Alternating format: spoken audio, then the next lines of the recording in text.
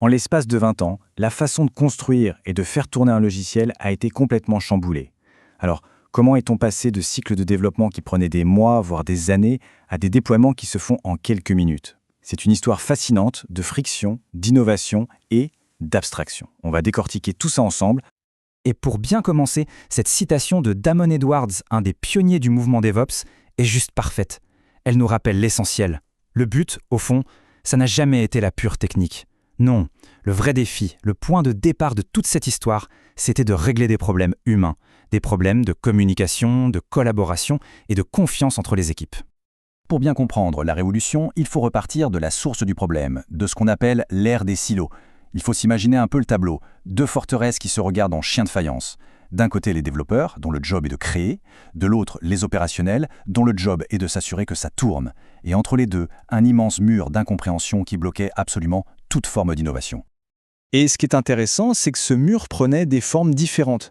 Dans les très grandes entreprises, c'était un problème carrément politique. Des départements entiers, avec des chefs qui avaient des objectifs totalement opposés. Dans les boîtes plus petites, c'était plus personnel, plus viscéral. Une méfiance entre collègues après une mise en production qui a mal tourné.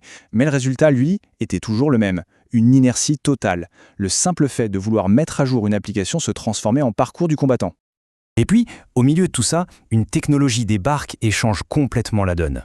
Elle a apporté un langage commun, une sorte de brique de Lego universelle que les développeurs et les opérationnels pouvaient enfin partager. Cette brique, c'est le conteneur.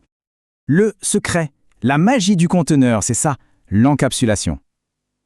L'image du conteneur, c'est une sorte de boîte hermétique qui contient l'application, mais aussi absolument tout ce dont elle a besoin pour fonctionner. C'est la fin de la pire phrase de toute l'histoire de l'informatique. Mais ça marche sur ma machine. D'un coup, on avait la garantie que ce qui était construit d'un côté fonctionnerait exactement de la même manière de l'autre. La confiance pouvait enfin renaître. Et ce flux de travail qu'on voit ici, il est d'une simplicité déconcertante et en même temps révolutionnaire. Étape 1, le développeur écrit son code, normal. Étape 2, il décrit tout ce dont son code a besoin dans un simple fichier texte, le Dockerfile. Étape 3, à partir de ça, on construit une image, une sorte de plan figé dans le temps. Et l'étape 4, la plus importante, ce plan peut être exécuté partout, à l'identique, sur un ordinateur portable, un serveur de test, dans le cloud, peu importe. La cohérence est devenue la norme. Bon, les containers, c'était génial, vraiment. Sauf qu'on est très vite passé de la gestion d'une seule brique de Lego à la construction d'une ville entière. Le nouveau défi, c'était comment on gère non pas un, mais des milliers de conteneurs qui doivent tous travailler ensemble. Il fallait un chef d'orchestre pour cette nouvelle métropole logicielle. Et ce chef d'orchestre, c'est Kubernetes. C'est lui qui s'est devenu en très peu de temps le standard absolu pour diriger cette immense symphonie de conteneurs. Son rôle, il dit à chaque conteneur où aller, il s'assure que si l'un d'eux tombe en panne, il est remplacé à la volée, et il vérifie que tout le monde communique bien. Bref, c'est le cerveau de l'opération. Alors comment ça marche, ce fameux Kubernetes? En fait, le plus simple, c'est de l'imaginer comme des poupées russes. Regardez. Tout au cœur, on a le pod. C'est l'unité de base qui contient notre container. Autour, on a le réplica set. Lui, c'est un peu le garde du corps. Son seul job, c'est de s'assurer qu'il y a toujours le bon nombre de pods en vie. Et tout en haut, on a le deployment. C'est le stratège en chef. C'est lui qui planifie les mises à jour sans jamais couper le service. Chaque couche qui s'ajoute amène plus d'intelligence et de robustesse. Avec tous ces nouveaux super-pouvoirs, les architectes logiciels ont commencé à rêver. Pourquoi continuer à construire d'énormes applications monolithiques, si lourdes et si fragiles? On pouvait maintenant créer des systèmes complexes faits de tout un tas de petits services hyper spécialisés, les microservices. Sauf que ce monde distribué a vite révélé des défis d'un tout autre niveau de complexité. Prenons un exemple qui est un vrai casse-tête. Un service doit envoyer un ordre de paiement à un autre.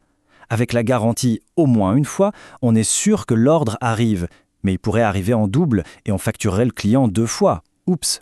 Avec au plus une fois, on évite ce risque, mais le paiement pourrait aussi ne jamais arriver du tout. Pas de solution miracle, hein. C'est un dilemme permanent et chaque choix a des conséquences bien réelles. Alors, comment on fait pour y voir clair dans ce bazar? On s'appuie sur ce qu'on appelle l'observabilité, et qui repose sur 3 piliers. C'est un peu comme mener une enquête policière. Les logs, ce sont le témoignage textuel très détaillé de chaque témoin. Les métriques, ce sont les statistiques globales de la scène de crime, les grandes tendances. Et le traçage distribué, c'est le fil rouge qui permet de suivre le parcours exact d'une requête de service en service. Sans ces 3 outils, on avance complètement à l'aveugle. Ok, donc on a les conteneurs, on a l'orchestration. La question c'est quoi la suite? Où est-ce qu'on va avec cette quête permanente pour simplifier, pour masquer la complexité? Quelle est la prochaine frontière? La réponse tient en un mot, le serverless, ou sans serveur. L'idée, elle est presque folle. Le développeur ne s'occupe plus de rien à part de son code. Plus de serveurs à gérer, plus de containers à configurer, juste une fonction. Cette fonction est en sommeil, ne coûte rien, et elle ne s'active que le temps de traiter une seule requête. C'est la plateforme cloud qui gère absolument tout le reste. C'est l'abstraction ultime. Et il faut bien comprendre que cette évolution, elle ne sort pas de nulle part. Comme le dit très bien Gillian Simpson, elle est le résultat direct d'une compétition acharnée entre les géants du crowd. Leur bataille pour nous séduire, nous les développeurs, c'est une course à qui absorbera le plus de complexité pour nous rendre la vie plus simple. Et c'est cette course qui pousse l'innovation toujours plus loin.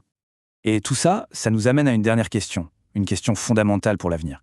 Si toute la plomberie technique, toute la complexité de l'infrastructure est de plus en plus gérée pour nous, de manière automatique, quel est notre rôle ? Peut-être que le futur du développement logiciel, ce n'est plus tant de se demander comment construire les choses, mais de revenir à la question de départ. Quoi construire ? Comprendre les vrais problèmes humains et imaginer les solutions les plus justes pour y répondre.